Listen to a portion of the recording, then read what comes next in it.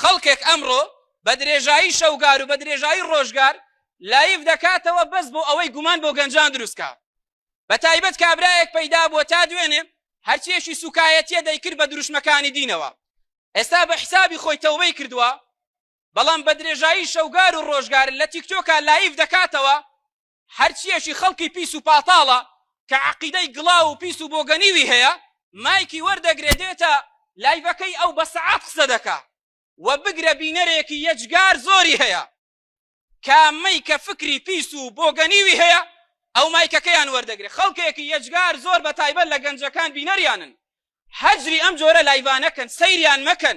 تۆ ئەگەر ڕاست دەکەی تەوبەت کردووە کە نەسیحەت و ئامۆژگاریش کراوە لەلایەن زۆرێک لە مامۆستایان و بانخوازان، بچۆ تەوبەیەکی ڕاستەقینە لە خۆتا بەدی کە بزانە تەوبەی ڕاستەقینە چۆنە، بە شێوازێکە لە قورئانی عەظیم و فەرمودەکانی ڕەسوول الله صلی الله عليه وسلم.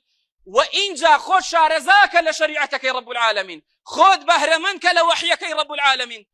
دەڵێ وەڵام من بۆ ئەوەمە بۆ ئەوەی لە هەموو فیکرەکان شارەزا بم. جات خۆ ئەوە شارەزا بوونە ئەتۆ خەڵکێکی یەشگار زۆر سەیری لایڤەکەت کە هەرچیەشی خەڵکی پیس و پاتاڵە بیهێنێنێ و لایڤەکەی خۆتەوە. ئەگەر ڕاست دەکەی لە دوای ئەوەی خۆت لە وەحی پەروەردیگار شارەزا کرد، بڕۆ اینجا لە فیکرەکانیشا، لە لایەنەکانیشا، لە گروپەکانیشا، لە مەزەبەکانیشا بخوێنەوە.